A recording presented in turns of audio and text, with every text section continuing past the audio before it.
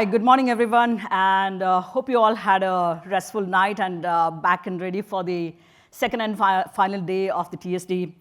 My name is Raji Rajagopalan. I'm the Resident Senior Fellow at ASPE, and I'm truly delighted to be moderating this terrific panel on digital public infrastructure in the Indo-Pacific, security, privacy, and accessibility for the next 50 minutes. Digitalization has been talked about for more than a decade now, but if you look at the coverage, it's been quite patchy even in the region. But COVID-19 pandemic, overnight, it changed the dynamics in terms of how societies embraced digitalization in a sense. And I think the title of the panel exactly captures the issues that we are dealing with today: privacy, accessibility, and security, in a sense. So there are still issues about how do you deal with the accessibility issue. Is there a digital divide? Is there a digital exclusion issue that we are dealing with? How are we dealing with the security of the digital platforms that we have gotten so used to so quickly? And finally, to look at the issue of accessibility. Is that seriously an issue in a sense? Privacy, and so on and so forth. So to look at all of these issues, I have a terrific panel. I think there are a lot many more issues to discuss in terms of governance issues, in terms of how we look at the ecosystem in the country, within the country, but also in terms of global governance. But I think we have a terrific panel to take us through those issues. I'm absolutely delighted to welcome our three panelists here. Secretary Ivan Uy, Secretary ICT Philippines on my extreme left. Stephen Matenahou, Secretary, again, the Department of ICT from Papua New Guinea on the middle. And next to me is Kanishk Gaur.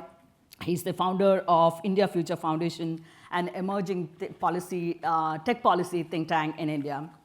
So let me straight away jump in. As you approach DPI in your own local context, in your own within the country, how do you look at the different DPI models that are out there, and which are the successful ones?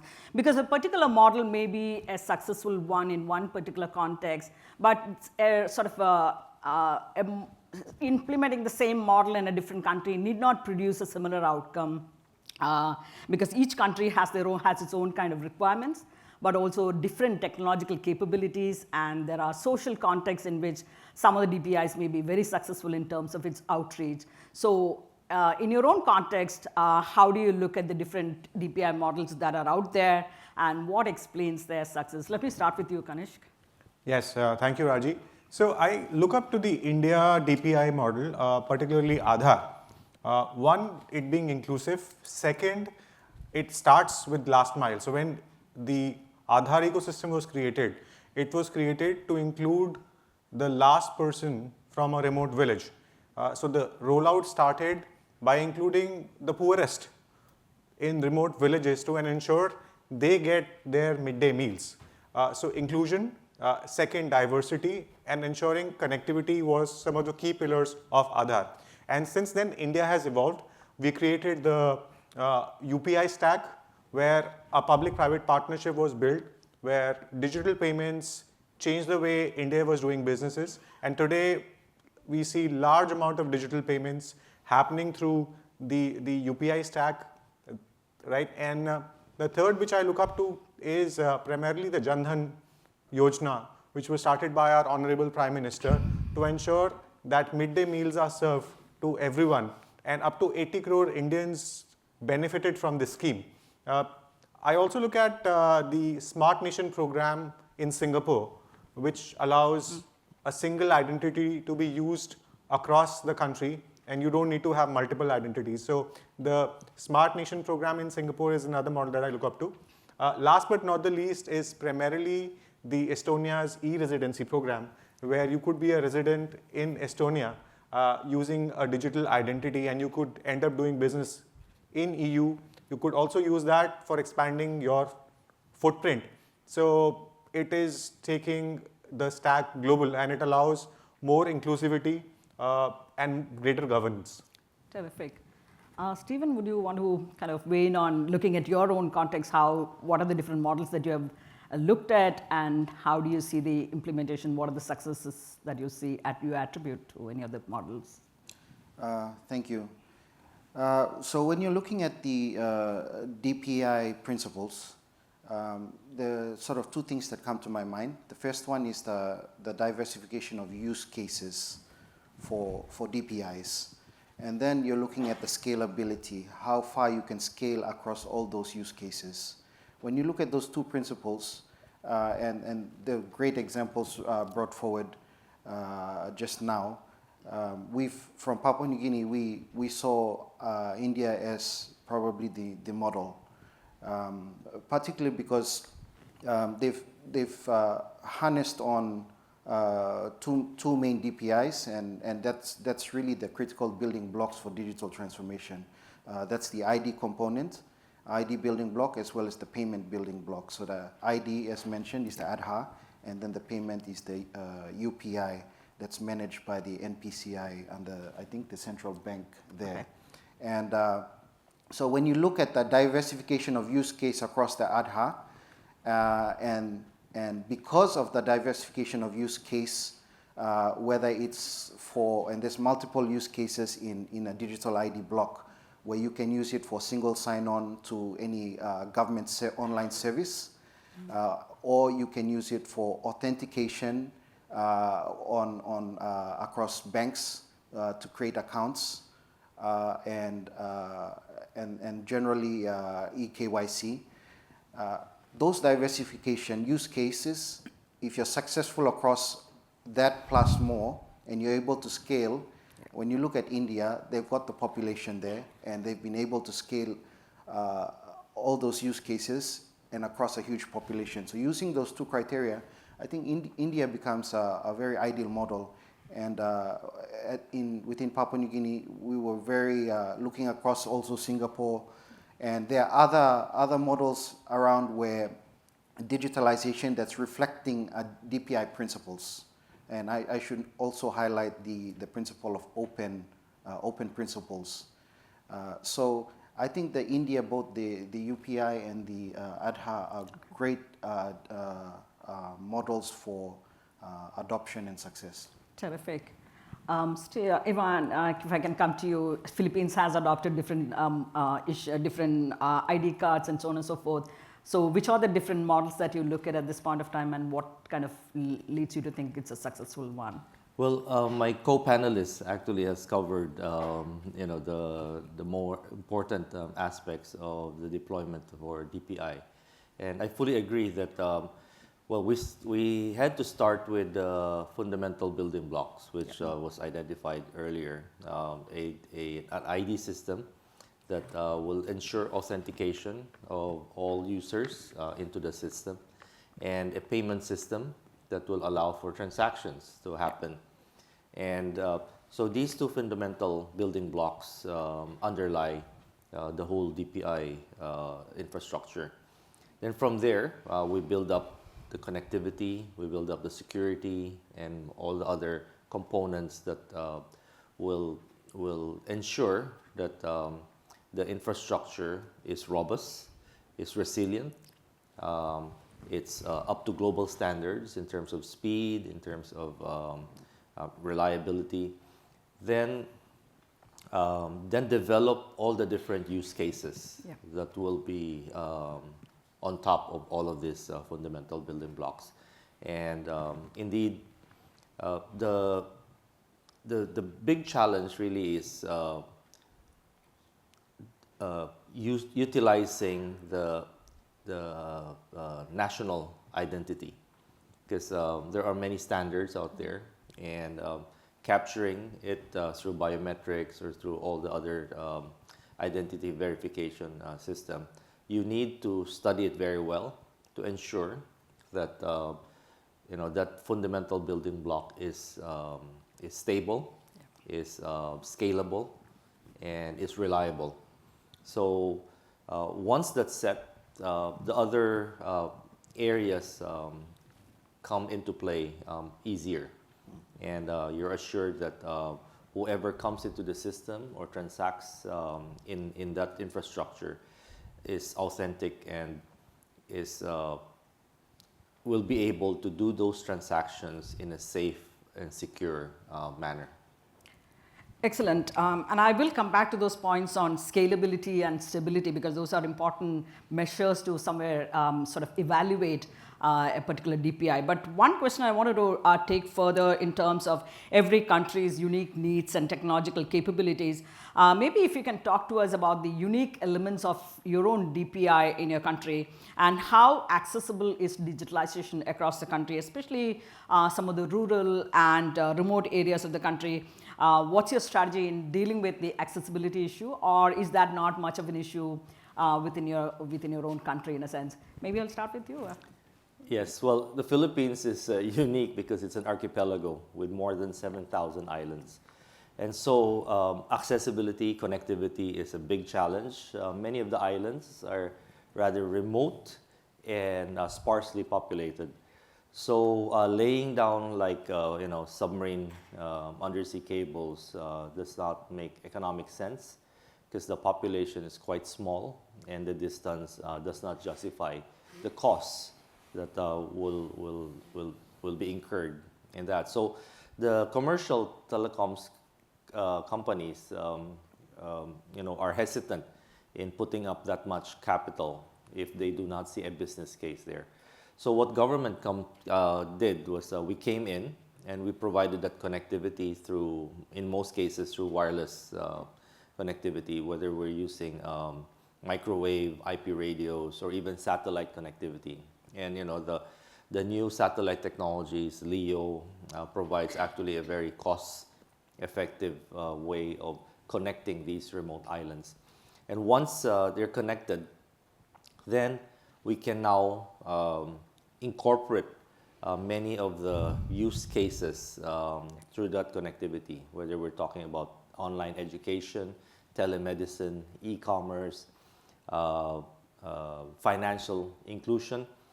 At that time when we came in, about half of the Philippine population did not even have bank accounts.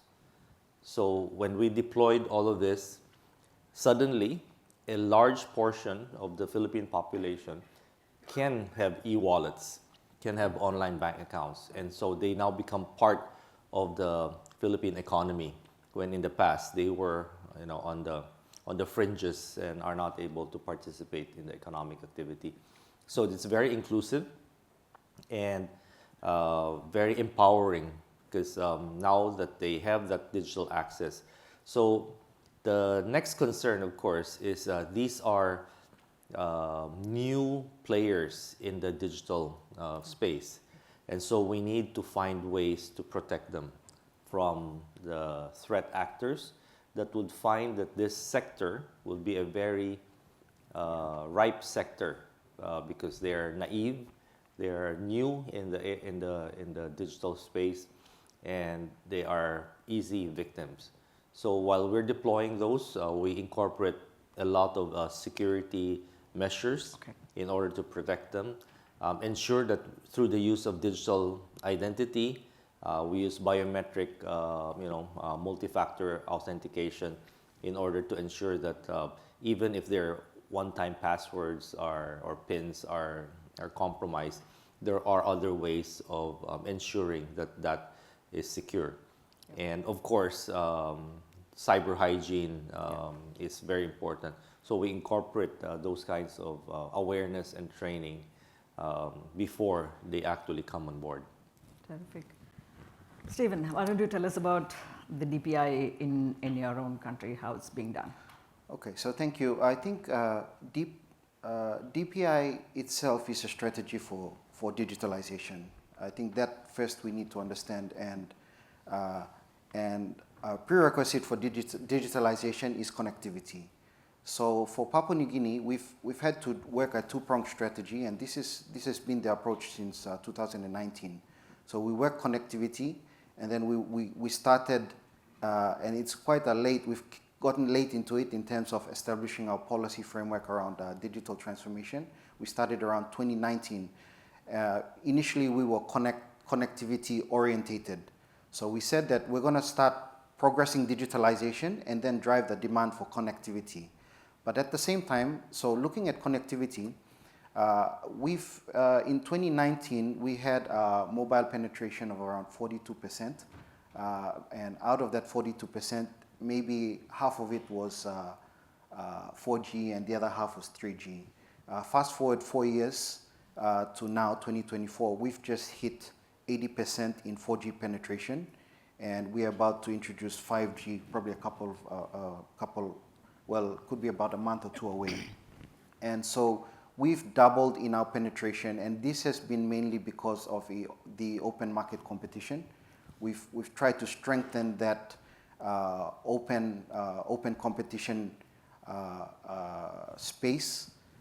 You will be aware in Papua New Guinea that Telstra recently acquired Digicel, which was the main player, and Vodafone also entered the market about 2 years ago. And this has really strengthened competition and actually brought both wholesale and retail prices down by almost 80 to 90%. So with that competition market in play and connectivity, we're at 80% now, and the remaining 20% is really dependent on energy, because most of Papua New Guinea is, we've got a geography that's got roughly 600 plus islands, and then we've got a mainland there, and we now have to work a strategy around the last mile. And as my colleague secretary was highlighting, we now have to look at like satellite technology. Yesterday from Tonga, there was mention about Starlink, and when our honorable speaker was talking about the Starlink, we also have the same challenges in terms of the acceptance of satellite and so forth. So that's the connectivity side of it. But in terms of the DPI strategy, maybe what I can just say about that is that the digitalization strategy is the DPI approach, meaning that you can, for DPIs, we have to really understand the concept that you drastically reduce the duplication of investment when you adopt the DPI approach. So you can do an ID building block, and then you can use that same building block and technology across multiple use cases, which previously that was not the case. It's very capital intensive to digitalize. You digitalize authentication. Banks have to, invest in their own eKYC, and then financial companies also have to do the same thing, and then private sectors have to do their own investment, and then, of course, government. So when you look at it, you're talking about, it's in the physical sense, it's just about, just say government were to build one road for government, and then private sector build another physical road for private sector use. We don't do that, and that's the concept of DPI, where we're building one digital infrastructure and both public and private use it. And so that is the strategy for digitalization, and that is the winning game for most developing nations, where DPI becomes a leverage to leap into the digitalization age. Terrific, because I think a lot of the teething issues, it seems like you have it kind of addressed in some ways. Kanish, can you tell us about some of the issues in terms of the DPI model implemented in India, and if there are any issues, how did we deal with some of the teething issues while DPI was implemented? Sure. So I think one of the key issues that India has not been able to finalize its data protection bill. So while the DPIs came in first, we were late on coming out with our data protection and privacy rules, and India has still not finalized this. So taking consent from users, ensuring that the DPIs take care of security and privacy were afterthoughts. And India paid the price. So the Aadhaar ecosystem got compromised multiple times. The digital identity of Indian users were compromised by hacktivists. The next part was that when India tried linking multiple DPIs together, they didn't obtain consent from users. So some of the new programs which were implemented in India, one being called as the DigiYatra, where you could log in and enter an airport, the consent from users was not taken, and their biometric was getting collected. And later they realized, okay, they need to take consent from users. So this created an atmosphere where people were questioning that, okay, you are using my digital identity for multiple schemes, but my consent has not been taken. So that got government caught on the wrong foot. Another aspect is when you're building out DPIs, it's important you make them more equitable, and that could be used by various communities. So especially the vulnerable groups. So if you've got LGBTQI, how do you make it more inclusive for them as well? I think those are some of the key learnings where India need to build models on DPIs, where you had options of selecting yourself as a male or a female, but what about third gender, right? That is one of the key aspects where the models have to be built in. So concepts, again, like security by design, privacy by design, India needs to do much better and ensure they come out with their data protection law and ensure that they take consent from Indian citizens when they are trying to build up DPIs. Another aspect I think which is very important on DPI is that you need to make them sustainable, right? India has set up large data centers for storing the digital data of its digital nagriks. But how do you ensure that these data centers are sustainable and are resilient? We have seen that during floods which have happened in India, some of these data centers have got hit as well. So I think those are some of the key learnings where India could do much better. Okay. Terrific. I want to move slightly into, because I think, like I said in the beginning, COVID-19 pandemic really forced us into embracing digitalization or literally overnight, changing our lives forever. But that also means that there is a serious question about affordability, especially if you are looking into the context of sustainability and scalability of the DPI model. What are the funding models that are available out there, and how are we dealing with it? Should I start with you? Well, what we did was, of course, on top of what is provided by the government under our appropriations, annual appropriations, we targeted two funding models. One is through development agencies like the World Bank, Asian Development Bank, as well as national funding agencies, USAID, JICA, SIDA, and all the other agencies. So there are many projects that are funded by these multilateral development agencies. On top of that, we're also exploring PPP, public-private partnership.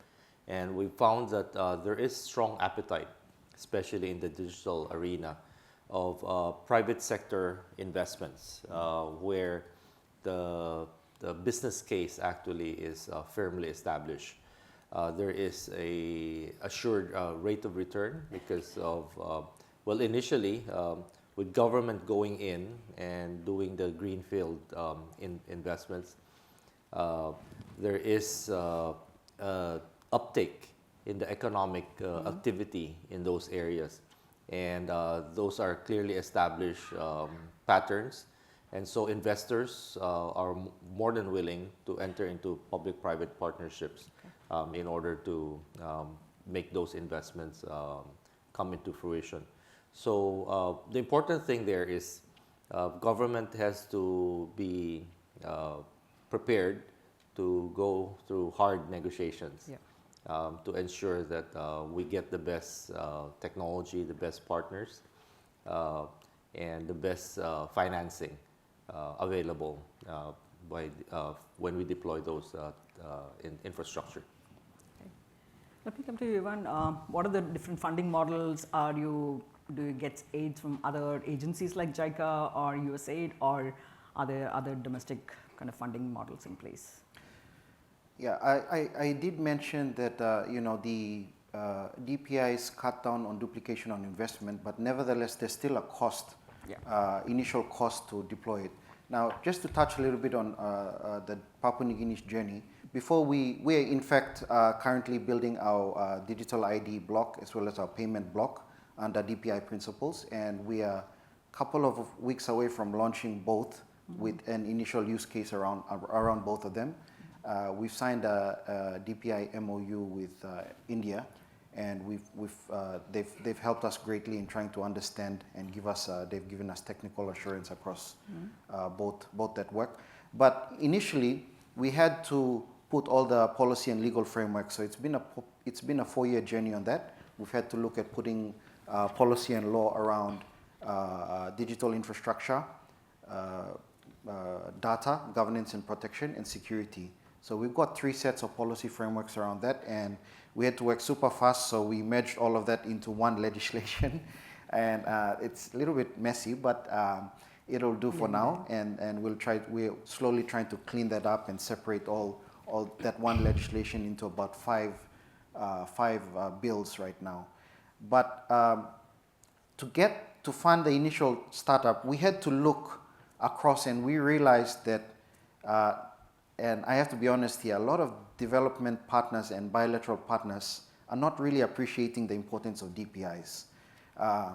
It's just, I've written letters across everywhere, and I'm not going to call names out here, but we looked at ITU, and ITU had a GovStack building block specifications, and we realized that we could get, the challenge for us is when you don't have the technical understanding, you need someone to externally assure that your architecture and your technical specifications are in the right direction.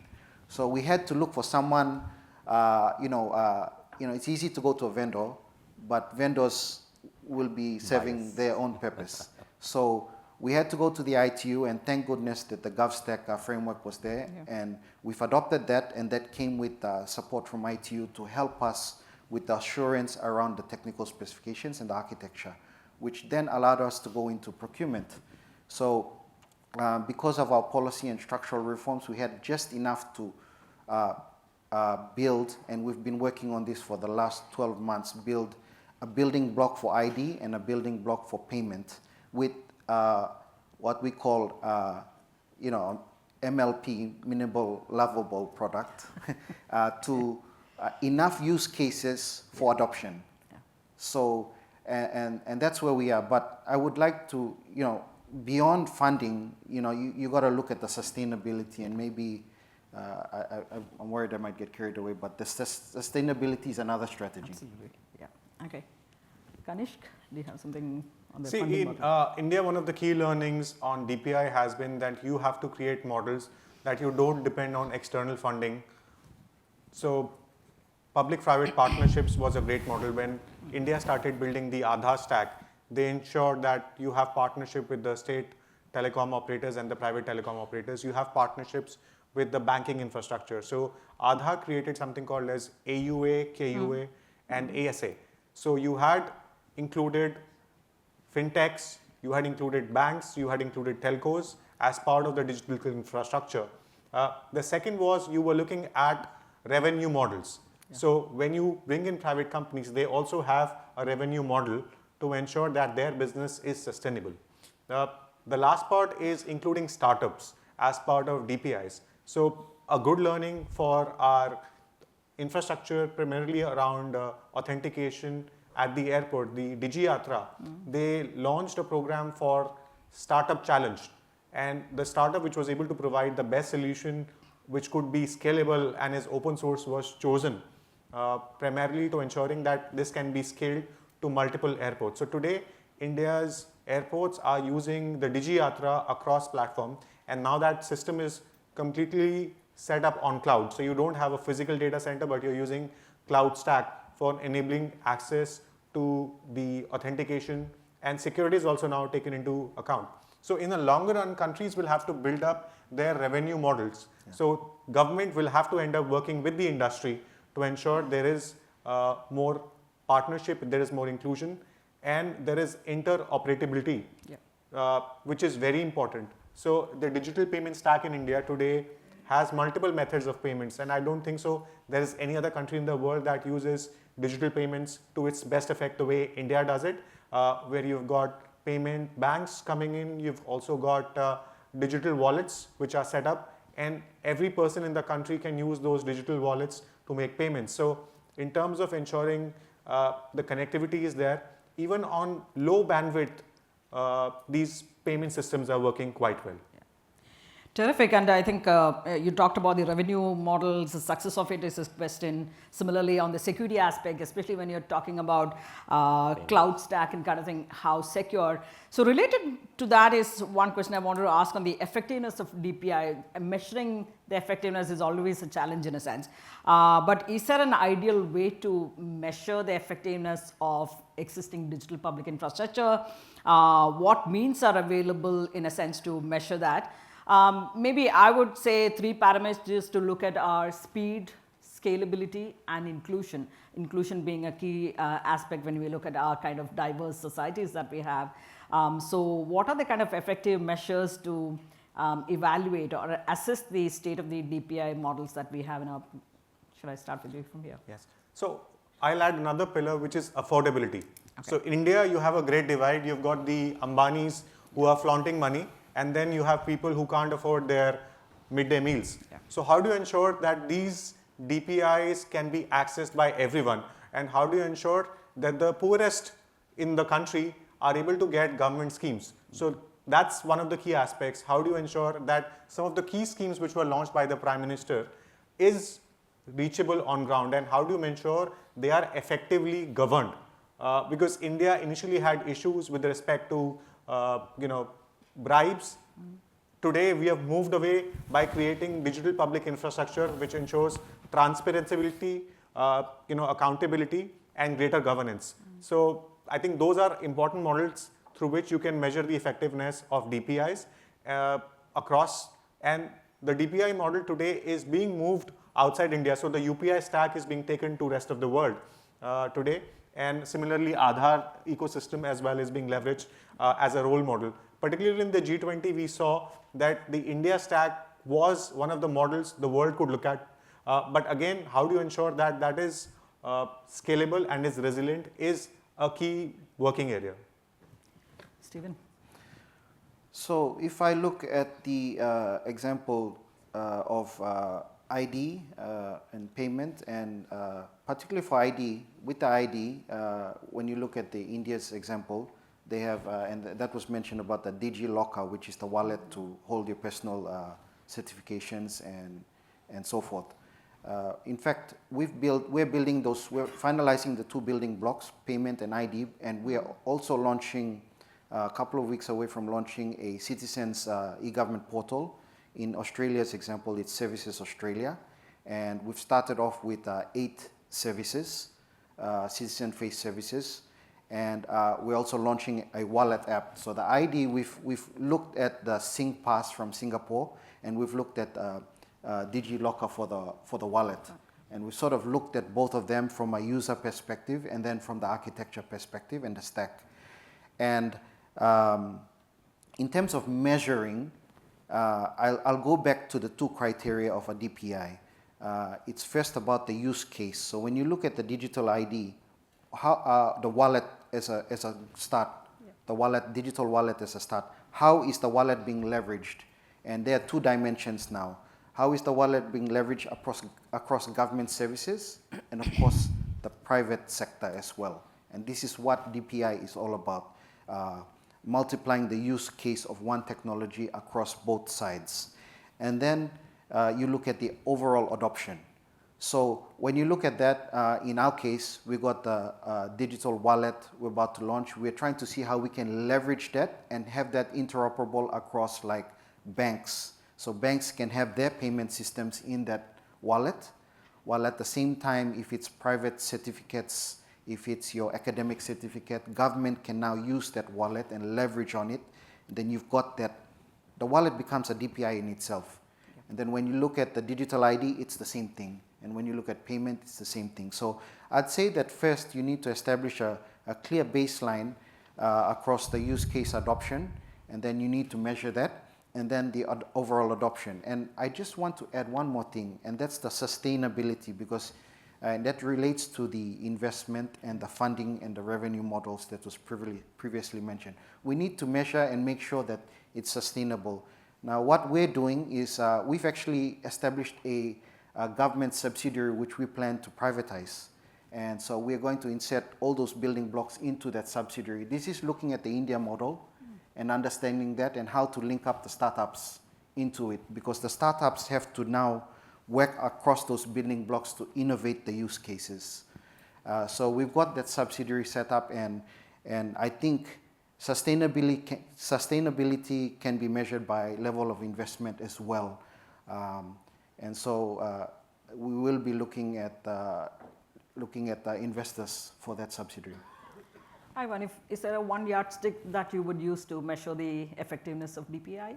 Well, on top of what my colleagues has mentioned, is that it should be user friendly, and the ease in which the citizens will be able to utilize the platforms that are deployed under that infrastructure is quite important. So we've adopted single sign-on capability so that the public does not need to constantly sign into different platforms just to do one single transaction. So second is interoperability, making sure that the data exchange between the different government agencies and the private sector that are into that infrastructure are seamless, and the experience is something that is very easy for the citizens to understand and to transact with. So these are things that we look at in terms of how much citizen engagement is done using those platforms.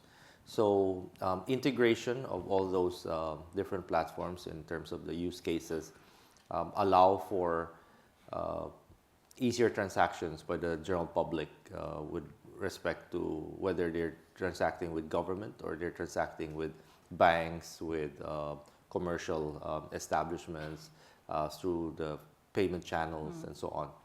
And lastly is resilience and security, making sure that the data that they provide will be secure, will be has enough backup, encrypted, so that the public is assured that when they do the transactions there, their identity will not be compromised, their financial assets will not be stolen, and so on. So these are some of the measures that we look at. Okay. I'm mindful of the time, and we have to go to the audience for at least a round of Q&A. But I want to ask you one final question. What is that one important sort of concrete thing on your agenda that we need to ensure, we need to make sure it's done in order to achieve the full potential of DPI in a sense when it's implemented?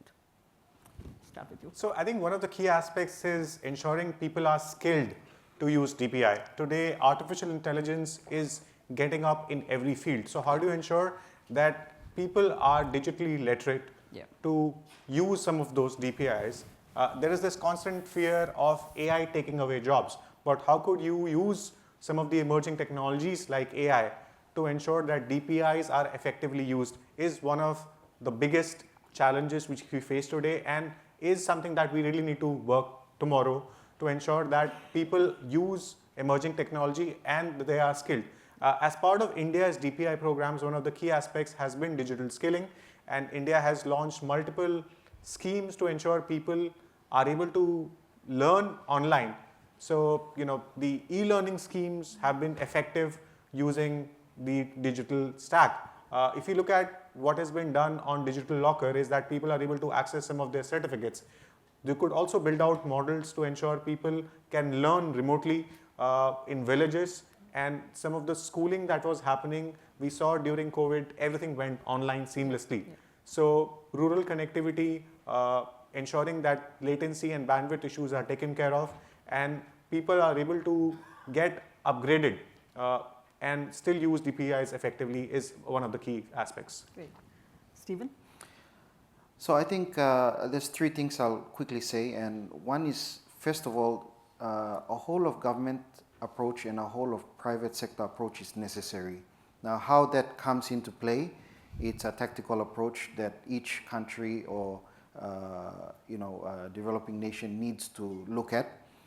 And two, I would say collaboration And when we're talking about collaboration, for example, we signed an DPI MOU with India, and that comes under the FIPIC framework. And while collaboration is important, we have to also realize that each country has their own specific structural frameworks in place, policy frameworks in place, and cultural, social context, development context. So while we look at the different models, we still have to, each nation has to understand how to design their own journey tactfully. And the last thing I'd like to say is that, and I mentioned earlier, is that the development partners, for developing countries, I still feel that development partners are not really understanding and appreciating the importance of DPI. And this is where funding is really important to achieve that. DPI is literally, when you talk about your undersea cables, that's critical infrastructure. Yeah. I mean, in Australia, you have your critical infrastructure legislation with declared critical infrastructures. And DPI is a critical infrastructure. We have to be very careful who invests in that DPI. We have to be very careful who comes in and funds it. So it's just something, I'll stop right there, but that's the next layer of emergence in national and regional security, in my view. Stay, Ivan, one critical agenda in your... Well, in our case, my colleagues have mentioned many aspects, but I think we need to also ensure cyber hygiene, cyber security. When we deploy all this, the digital infrastructure, the bottom line there is, will the public, will the citizens trust the system? And therefore, we need to be very careful with how it's deployed, the layers of security that are placed in that system. And on top of that is awareness on the public. There are so many schemes out there that are that are being exploited by cyber criminals, by cyber threat actors, using different modes in order to scam, in order to defraud the public. And so we need to anticipate that when we design the user interface, design how the public will interact with it.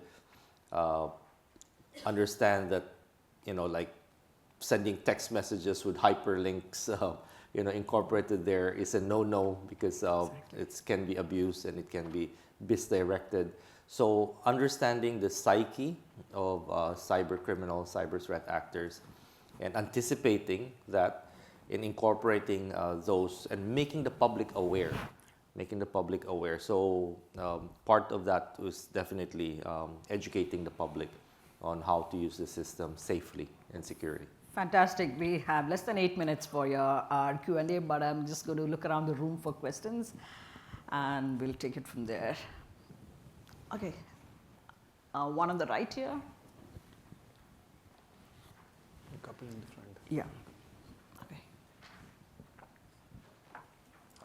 Hi, I'm Ravi. I'm a PhD student looking at critical infrastructure policy. Thank you, panel, for a wonderful set of remarks on a topic I'm particularly passionate about.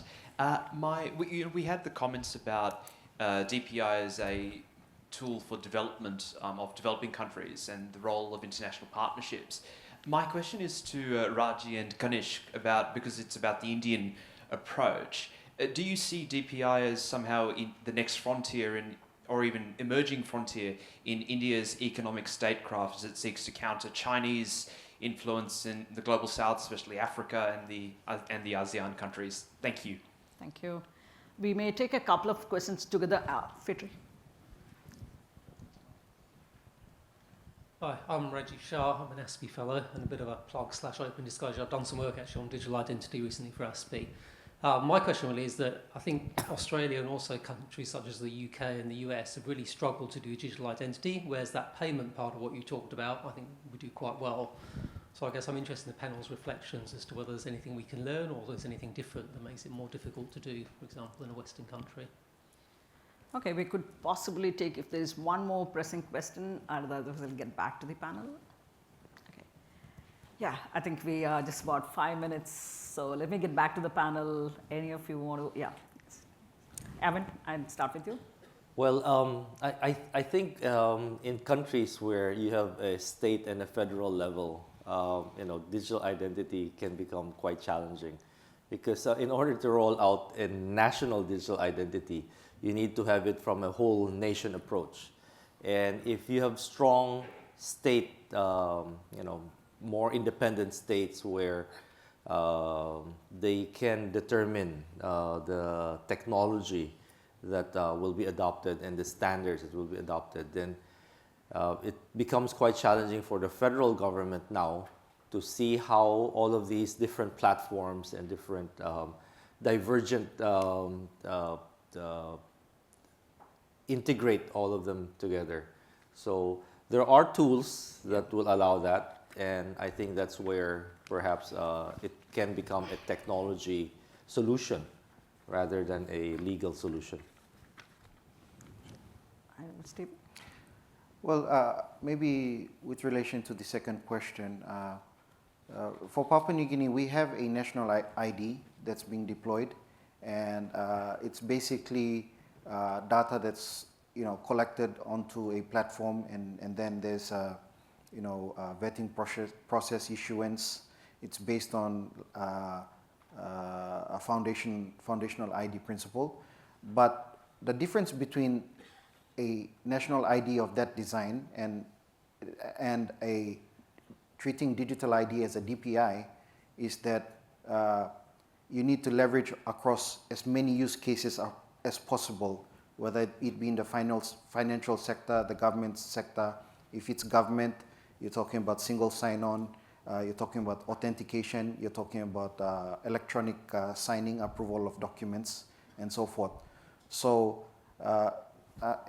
sorry, we are still in that developing phase, so maybe I shouldn't really be the one giving such talks about it, but our view is that you gotta get, and we're hoping that works in practice, is that you gotta, looking at India, we see that it's the diversification of use cases in which you can get that holistic approach across government and private sector. So that would apply for any DPI, not just digital ID, but payments. Payments by default happen to work that way, right? Because everything runs. Payment was by default a much needed exercise for everything. Absolutely, terrific.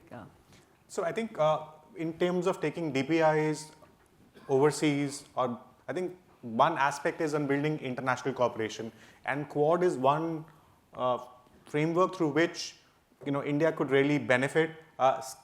Programs like the Counter Ransomware Initiative can be fantastic for securing DPIs when we are looking at taking DPIs to rest of the world.